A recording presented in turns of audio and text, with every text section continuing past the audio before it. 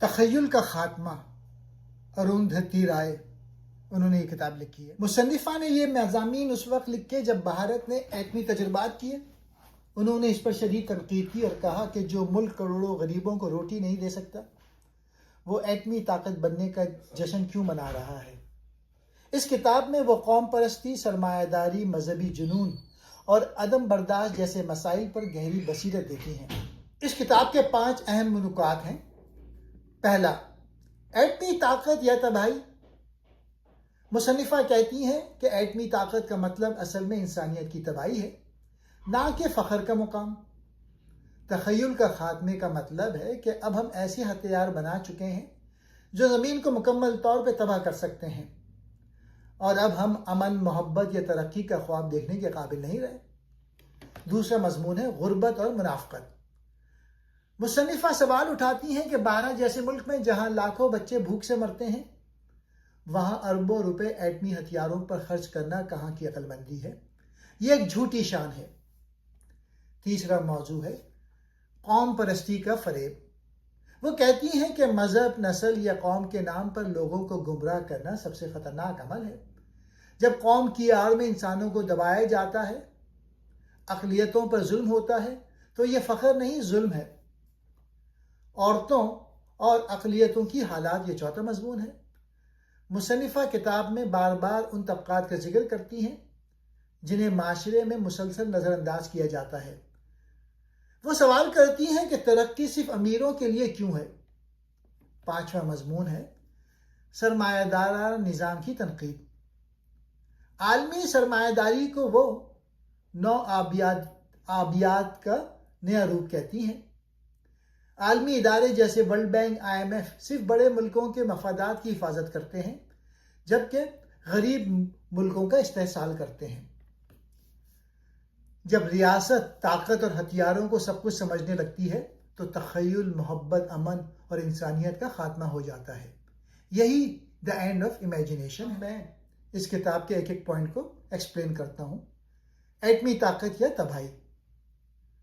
مصنفہ کے مطابق ایٹمی طاقت کوئی فخر کی بات نہیں، بلکہ انسانیت کے لیے ایک مہلک خطرہ ہے۔ وہ اس غلط فہمی کو چیلنج کرتی ہیں کہ ایٹمی ہتھیار رکھنے سے کوئی ملک مضبوط یا قابل احترام ہو جاتا ہے۔ ان کے بنیادی دلائل: طاقت کا جھوٹا تصور۔ بھارت نے 1998 میں جب ایٹمی تجربات کیے تو حکومت اور میڈیا نے اسے قومی وقار اور عظمت کا مظہر قرار دیا، لیکن رائے کہتی ہیں کہ ایٹم بم کی طاقت در حقیقت تباہی کی طاقت ہے، اور یہ کسی بھی مہذب معاشرے کے لیے باعث شرم ہونا چاہیے۔ روٹی نہیں، ہم کیوں؟ ایک ایسا ملک جہاں لاکھوں بچے بھوکے سوتے ہیں، وہاں ایٹمی ہتھیاروں پر اربوں روپے خرچ کرنا انسانیت کے ساتھ ظلم ہے۔ وہ کہتی ہیں جن کے پاس پینے کا صاف پانی نہیں، وہ ایٹم بم لے کر کیا کریں گے؟ تخیل کا خاتمہ۔ جب انسان مہلک ہتھیاروں کو فخر اور سلامتی کی علامت سمجھنے لگتا ہے تو اس کی تخلیقی قوت، امن پسندی اور رحم دلی ختم ہو جاتی ہے۔ یہی وہ لمحہ ہے جسے وہ دی اینڈ آف امیجنیشن کہتی ہیں، یعنی امن کا خواب دیکھنے کی صلاحیت کا اختتام۔ امن کی راہ۔ وہ زور دیتی ہیں کہ اصل طاقت امن، تعلیم، صحت، انصاف اور انسانی وقار میں ہے، نہ کہ تباہ کن ہتھیاروں میں۔ دوسرا موضوع ہے غربت اور منافقت۔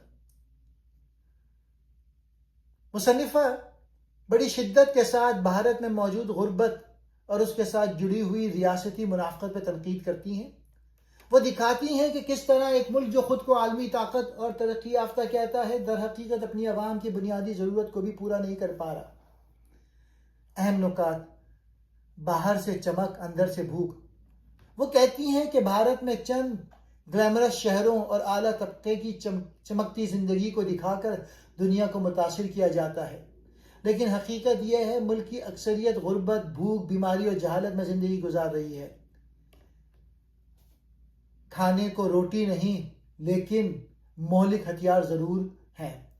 حکومت اربوں روپے مہلک ہتھیار، اسپیس مشن اور عسکری طاقت پر خرچ کرتی ہے، لیکن دوسری طرف لاکھوں لوگ بغیر چھت کے سوتے ہیں، بچے اسکول سے باہر فٹ پاتھ پہ پڑھتے ہیں، گاؤں میں پینے کا پانی تک نہیں۔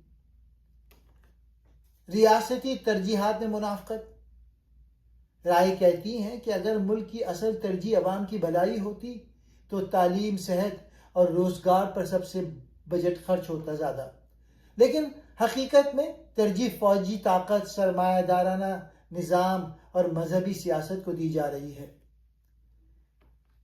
غریبوں کے نام پر سیاست مگر فائدہ امیروں کو۔ ہر الیکشن میں غریبوں کے لیے وعدے کیے جاتے ہیں، لیکن جب طاقت ہاتھ آتی ہے تو پالیسیاں صرف بڑے تاجروں کو دی جاتی ہیں اور سیاست دانوں کے فائدے کے لیے پالیسیاں بنائی جاتی ہیں۔ ایک ایسا ملک جو اپنے غریب شہروں کو زندہ رکھنے کے لیے کچھ نہ کرے، وہ صرف مہلک ہتھیار اور فوجی طاقت میں فخر تلاش کرے، وہ سچ میں ترقی یافتہ نہیں بلکہ گمراہ ہے۔ قوم پرستی کا فریب، یہ تیسرا امپورٹنٹ ٹاپک ہے۔ رائے کہتی ہیں کہ قوم پرستی ایک خطرناک فریب ہے، خاص طور پہ جب اسے مذہب، نسل یا ریاستی طاقت کے ساتھ ملا دیا جائے۔ ان کے مطابق آج کی دنیا میں قوم پرستی کا مطلب صرف وطن سے محبت نہیں رہا، بلکہ یہ اکثر نفرت، جنگ اور تقسیم کا ہتھیار بن چکی ہے۔ قوم پرستی کا غلط مطلب۔ وہ کہتی ہیں کہ اصل قوم پرستی یہ نہیں کہ آپ اپنے ملک کو دوسرے ملکوں سے بہتر سمجھیں، بلکہ یہ ہے کہ آپ اپنے ملک کے ہر فرد، خصوصاً غریب، مسلمان، عورت اور اقلیتوں کے لیے برابری اور انصاف مانگیں۔ آج کے دور میں قوم پرستی ایک نعرہ بن چکی ہے جس کا مقصد صرف مخالفین کو دبانا ہے، اکثریت کا غلبہ اور اقلیت کا گلا گھونٹنا۔ رائے تنقید کرتی ہیں کہ ہندو قوم پرست کے نام پر بھارت میں اقلیتوں کو خوف میں رکھا جا رہا ہے۔ وہ کہتی ہیں کہ جو ہمارے جیسا نہیں وہ دشمن ہے۔ یہ سوچ جمہوریت کی نفی ہے، دیش بھکتی یا اختلاف کا گناہ۔ اگر کوئی شہری حکومت سے سوال کرتا ہے، پالیسی پر تنقید کرتا ہے یا اقلیتوں کی حمایت کرتا ہے تو فوراً اسے ملک دشمن یا غدار کہا جاتا ہے۔ وہ کہتی ہیں کہ محب وطن وہ ہے جو سچ بولے، چاہے وہ سچ حکومت کو ناگوار ہی کیوں نہ لگے۔ قوم پرستی سے جنگی جنون۔ قوم پرستی کا فریب یہ ہے کہ عوام کی توجہ اصل مسائل، غربت، صحت، تعلیم سے ہٹا کر انہیں دشمن ملک کے خلاف بھڑکایا جاتا ہے۔ اس سے عوام جذبات میں آ کر حکومت کے ظلم اور ناکامیوں کو نظر انداز کر دیتے ہیں۔ چوتھا مضمون ہے عورتوں اور اقلیتوں کی حالت۔ رائے اس بات پہ زور دیتی ہیں کہ کسی بھی ملک کی ترقی کا اصل پیمانہ یہ نہیں ہوتا کہ اس کے پاس کتنے ہتھیار، کتنی عمارتیں یا کتنے GDP، بلکہ یہ کہ وہ ملک اپنے کمزور ترین شہریوں کے ساتھ کیسا سلوک کرتا ہے۔ اصل چہرہ کمزور طبقے کا استحصال۔ رائے کے مطابق بھارت جیسے جمہوری ملک میں بھی عورتوں، نیچ ذات اور مذہبی اقلیتیں شدید استحصال، تشدد اور امتیازی سلوک کا شکار ہیں۔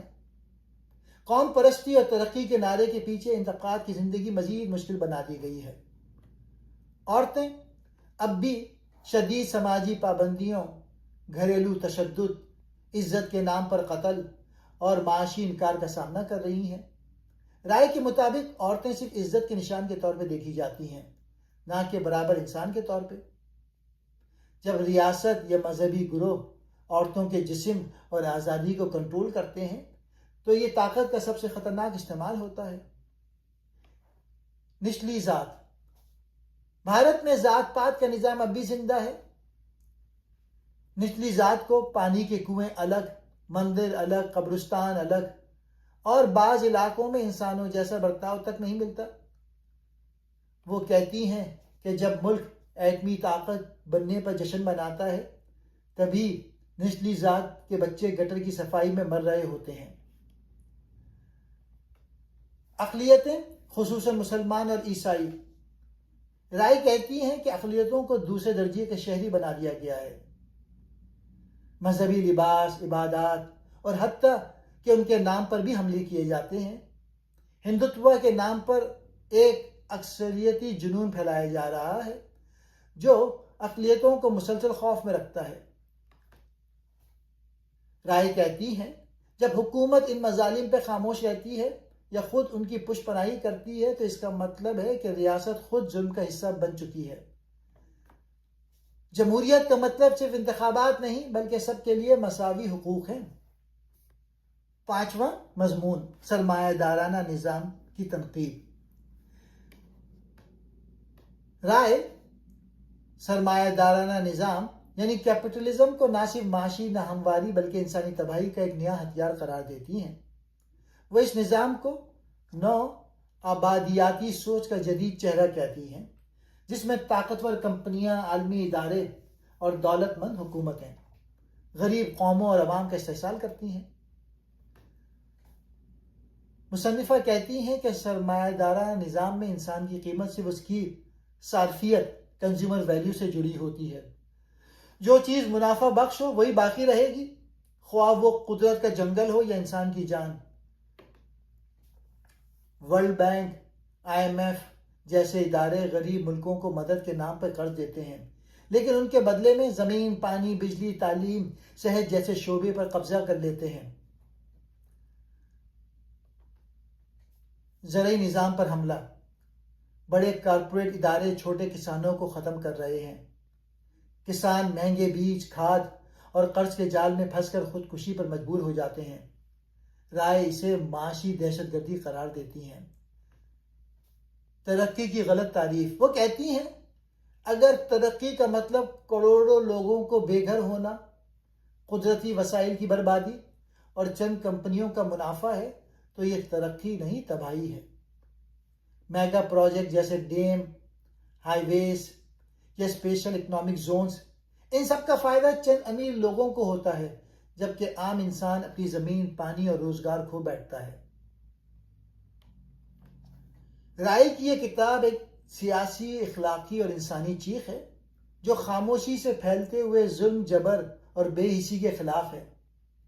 اس کا عنوان "دی اینڈ آف امیجینیشن" صرف ایک علامت نہیں بلکہ ایک انتباہ ہے کہ اگر ہم نے سوچنا، سوال کرنا اور تصور کرنا چھوڑ دیا تو ہم انسان نہیں، صرف اطاعت گزار پرزے بن جائیں گے۔ تخیل کا خاتمہ انسانیت کا خاتمہ ہے۔ جب انسان اپنے اندر سے دوسری دنیا کا خواب دیکھنے کی صلاحیت کھو دیتا ہے تو وہ ہر ظلم، جنگ، بھوک اور ناانصافی کو نارمل سمجھنے لگتا ہے۔